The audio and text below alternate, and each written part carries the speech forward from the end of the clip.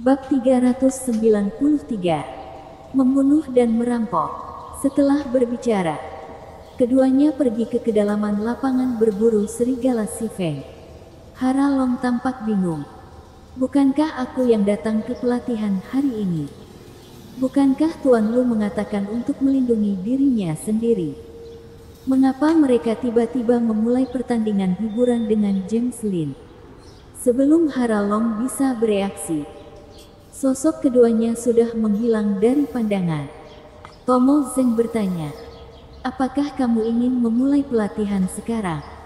Atau menunggu Louis Lu kembali? Jika kamu memulai sekarang, aku akan membawamu ke daerah di mana ada lebih sedikit serigala, dan segera memulai pelatihan tempur yang sebenarnya. Jika ingin menunggu Louis Lu, tunggu 20 menit lagi. Bahkan tanpa memikirkannya, Hara Long berkata, sebaiknya aku menunggu Tuan Lu kembali.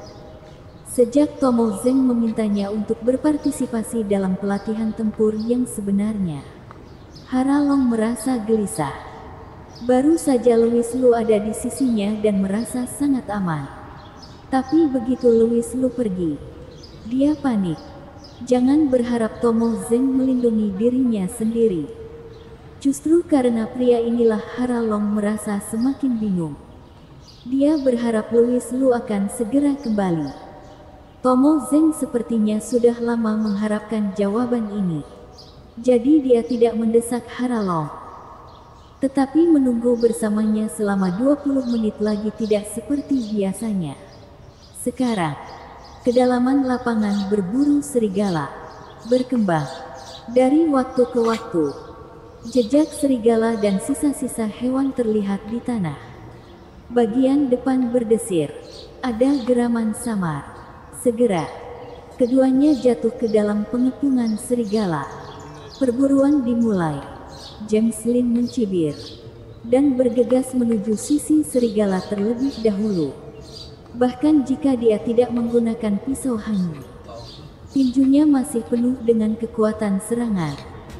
Dan pukulan pertama membuat serigala ganas terbang. 1 kepala, 2 ujung, 3 kepala. Jelas, ini bukan pertama kalinya James Lin menghadapi serigala semacam ini. Setiap pukulan dapat mengenai titik lemah serigala, dan dia dapat berpindah-pindah di antara serigala dengan mudah. Dan dia juga bisa mengalihkan perhatiannya dari mengamati gerakan Louis Lu. Serigala ini tentu saja bukan masalah besar bagi Louis Lu. Dan mereka pada dasarnya sama dengan James Lin. Menyelesaikannya masing-masing dengan 1 pukulan. Keduanya mengamuk di antara serigala. Di mana mangsanya? Itu jelas perburuan sepihak. Segera serigala menyadari ada yang tidak beres dan mulai menunjukkan tanda-tanda mundur. Pada saat ini, James Lin tiba-tiba berteriak, "Kakak Lu, ayo!" Sambil berbicara, dia dengan cepat melepas pisau hanyu di pinggangnya dan melemparkannya ke arah Louis Lu. Siapapun dalam situasi ini, otak tidak punya waktu untuk berpikir. Secara naluriah akan menjangkau untuk menangkap pisau hanyu. Louis Lu sudah bereaksi. Harus dikatakan bahwa dia tidak pernah lengah. Sejak bertemu James Lin kemarin, Louis Lu tidak percaya bahwa dia benar-benar bersedia mengubah musuh menjadi teman bersamanya. Bertemu lagi di lapangan berburu serigala hari ini semakin menegaskan pemikiran Louis Lu. Oleh karena itu, Louis Lu tidak menolak proposal James Lin untuk mengadakan kompetisi hiburan. Tetapi hanya ingin melihat trik apa yang ingin dimainkan oleh James Lee ini. Baru saja James Lee sedang mengamati Louis Lu. Tetapi sebenarnya Louis Lu telah memperhatikannya. Ketika James Lee melepas pisau hanyu, Louis Lu sudah bereaksi. Tapi dia masih berpura-pura tidak peduli. Dan mengulurkan tangan untuk menangkap pisau hanyu yang terlempar. Melihatnya begitu, sudut mulut James Lee akhirnya menunjukkan senyum licik. Dan tiba-tiba, anehnya, Dia menamparkan dadanya sendiri. Oh! James Lee memuntahkan seteguk besar darah dan meraung. Louis Lu, aku memperlakukanmu sebagai saudara dengan sia-sia. Beraninya kamu membunuh orang dan merampok. Setelah raungan turun, dia berbalik dan berlari keluar.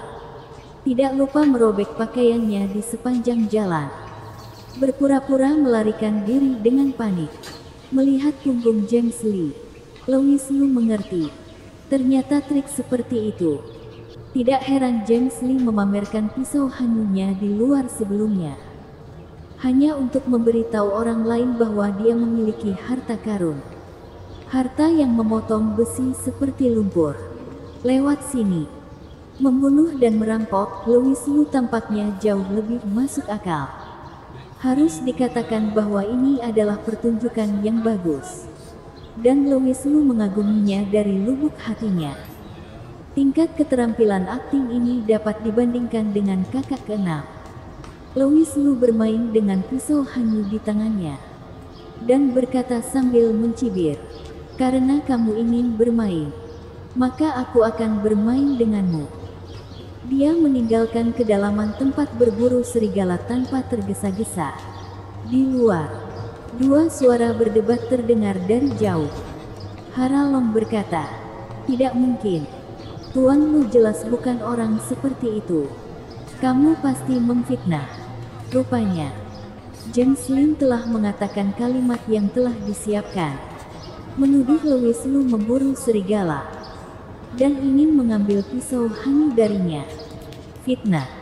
Perhatikan baik-baik luka di tubuhku. Bocah Louis Lu yang memukulnya. Mengapa aku memfitnahnya? James Lin bersikeras bahwa Louis Lu hanya ingin membunuh orang demi keuntungan. Hara Long bertanya dengan lantang, "Kalian berdua masuk bersama sekarang. Jika sesuatu terjadi padamu, Tuan Lu pasti akan bertanggung jawab." Bagaimana mungkin Tuan Lu tidak memahami kebenaran yang begitu sederhana? Jika Louis Lu benar-benar ingin membunuh dan merampok, dia pasti tidak akan memilih kali ini. Karena jika sesuatu terjadi pada James Lin, Louis Lu pasti akan menjadi tersangka utama. Tidak masalah jika mendapatkan pisau hanyu, ia masih akan dibunuh. Tidak mungkin Louis Lu melakukan hal bodoh seperti itu. Jadi kata-kata James Lin penuh dengan celah. Tetapi, James Lin masih mendengus dingin dan berkata, "Siapa yang tahu? Mungkin anak itu kehilangan akal ketika dia melihat harta karun seperti pisau hanyu. Kamu bukan dia. Bagaimana kamu bisa yakin bahwa dia tidak akan membunuh dan merampok? Kerentanan. Apakah itu penting? Apakah itu penting? Apakah itu penting? Tidak masalah sama sekali. Itu hanya akting. Dan tujuan utamanya adalah menemukan alasan. Alasan untuk membunuh Louis Lu. Adapun celahnya, siapa yang peduli? Siapa yang berani peduli?"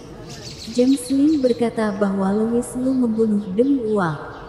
Siapa yang punya pendapat? Bersambung.